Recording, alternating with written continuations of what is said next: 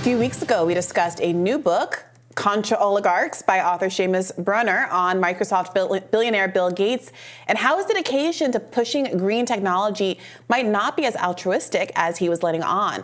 Brunner argued that Gates stood to gain financially by eliminating competition from non-green sources and forcing people to buy more environmentally friendly companies he had invested in. But according to Brunner, Gates isn't the only one who's looking to profit from the American people's generosity. Mark Zuckerberg, Jeff Bezos, perennial boogeyman George Soros also play into a plot to dominate your life. Here now to dive further into this story is the author of Contra Oligarchs, Seamus Brunner. Seamus, so great to have you with us.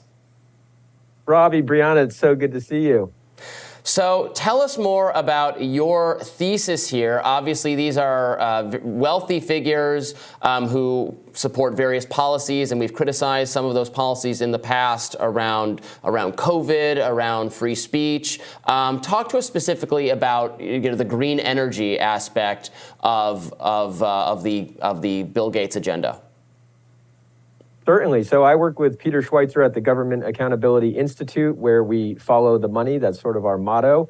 And usually we're looking into politics, but decided, especially amid the pandemic, to follow the money to the top, to the people who were using the pandemic as a, quote, opportunity. I mean, Klaus Schwab is the guy over there on the left of the book cover, and the World Economic Forum. And then you kind of get into Bill Gates. What's he doing? He's a software guy. How is he the author of our public health policies during the pandemic?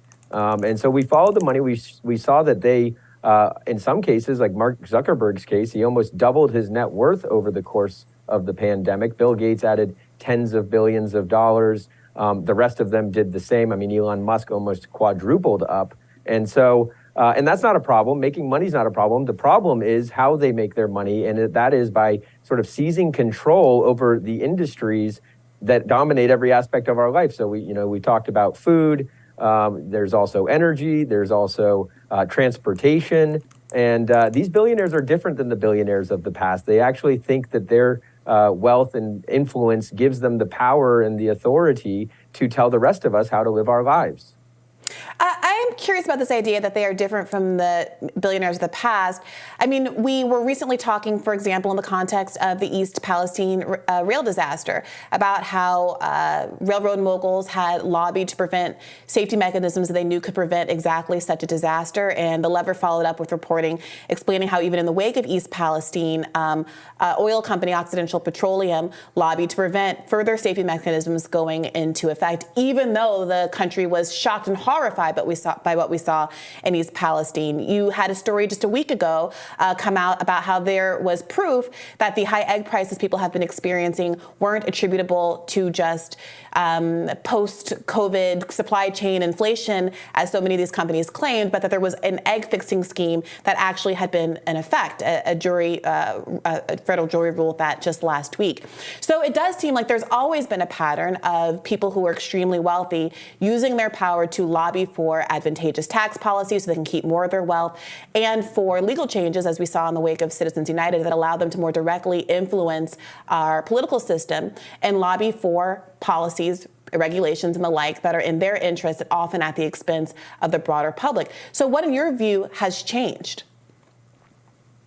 Well, and to be clear, yeah, corruption is as old as time. And, the Rockefellers, for example, are a major entity in this book, going back to the early 1900s and what they're up to. And of course, you've heard of Standard Oil and destroying competition. So what this book is really about is the centralization of the industries, much greater than we've seen it before in the past. I mean, sure, you've got competition, but just take the food example. So for Bill Gates, we uncovered this strategy that Microsoft used in the 1990s. It got it into trouble with the Justice Department. There was the famous antitrust suit. And the strategy was called Embrace, Extend, Extinguish. And in the first phase, in the embrace phase, Microsoft would enter an industry, then they would expand their reach, they would extend their reach within the industry. This would be the internet browser industry. And all the time they would say, oh, nothing, we're not making any waves, we're just kind of making a great product. But then comes the extinguish phase, and that's where they extinguish the competition. In Microsoft's case, it was Netscape browser. and they wanted to, quote, cut off the air supply. So now you're seeing that in a lot of other industries, in energy, in food, where they want to extinguish the competition. And so Bill Gates, I mean, you played the clip the other day where he says the planet's going to be fine. That's totally different from what he's been saying for years. He's been saying for years there's a climate emergency, a climate disaster. This is why we need to ban cows. Now, the politicians who talk about these policies, they don't use the words ban cows. They say things like, use words like methane and reduction or something. But that is what they're extinguishing the competition there so that the fake meat companies, those provide the solutions to the hypothetical crisis that I guess Bill Gates says is not actually a crisis anymore. Yeah. So from my perspective, so I don't, you can disagree, Brianna can disagree. I don't care if a Bill Gates type figure gets to be really successful because he beats the competition or that they can't compete with him. I'm not big into the antitrust kind of stuff. I'm like, well, that's, tough luck. If Microsoft's better than everyone else, that's how it goes. But when I do get concerned is when these billionaires then have all this wealth and influence and can change government policy to either have control over our lives or to make the regulatory environment impossible for competitors or to get more subsidies for your industry versus this industry, that kind of thing. The word control oligarchs to me speaks to that kind of fear. We know these billionaires get together, World Economic Forum, Davos type things, come up with policies like the ones that emerged during COVID, which weren't voluntarily, right? Which were ostensibly for our benefit, but Joe Biden's administration ended up requiring lots and lots of people that they would have to get the COVID shot, just for one example. And then we know Bill Gates had invested in Pfizer, that kind of thing. So what can you speak to those fears as well? Certainly, and I agree with you. To your point, it's not a problem just making money by making a better product that people love and turn you into a gigantic corporation like Microsoft. The problem really becomes when you use your power and influence to change the regulations to make the playing field uneven. And so with the energy sector, the control that's happening there is sort of insane. I mean, I didn't think it was true, but just imagine for a second, you wake up in the middle of the night freezing. I mean, in the example in the book, people wake up in the middle of the night sweating. It's the middle of a heat wave. You go to your thermostat, you try to change the temperature in your home, but you find you've been locked out. The utility company has locked you out. You don't have control over the temperature in your own home. Amazon's making smart thermostats that have this capability. Google's making smart thermostats that have this capability. And so when their companies seem to benefit from you losing control over certain facets of your life, that's a big problem. And so we've tracked down every industry that they're doing this kind of stuff in. I wonder, do you cover some of the examples that come to mind for me in the 90s, automobile manufacturers and oil companies targeting and trying to kill electric car development, or some of the lobbying that utilities, to take your example, have done to try to prevent people from buying and installing their own solar panels?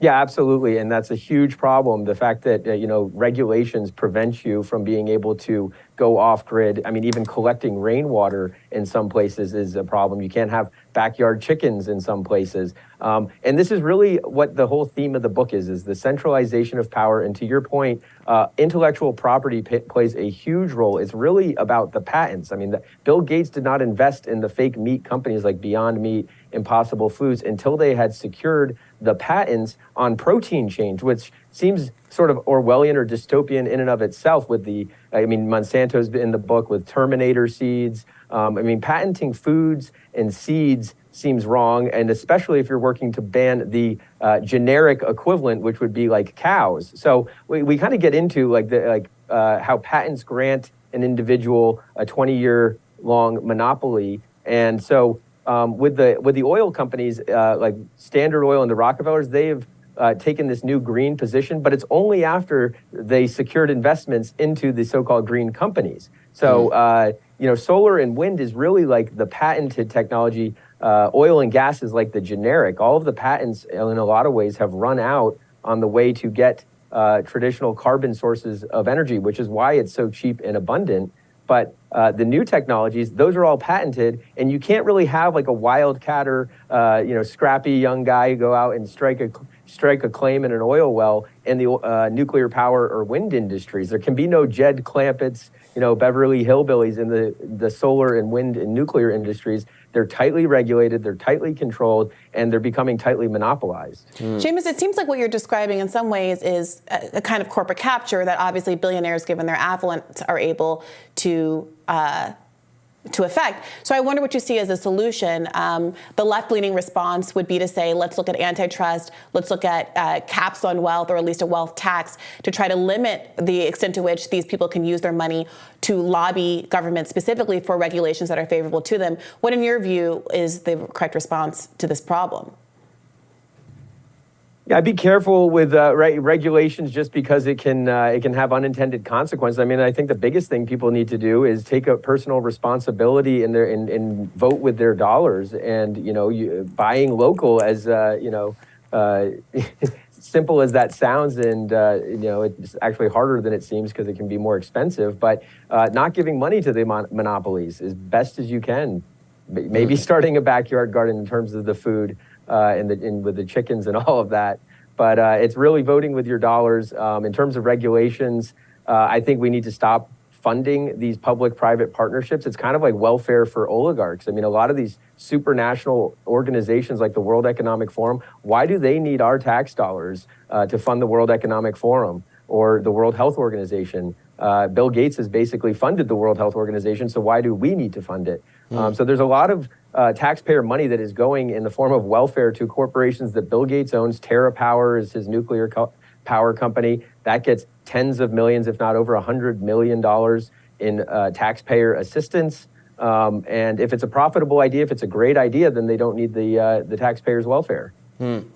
So thankful that you were here and bringing up the intellectual property aspect of this. I think that's really important and undercovered, and is something that both people on the right and left can be really worried about abuse of that entire concept, just being totally unfair and not in the social best interest. The book is Control Oligarchs, and we're so happy to have you here with us, Seamus Bruner. It's been a pleasure.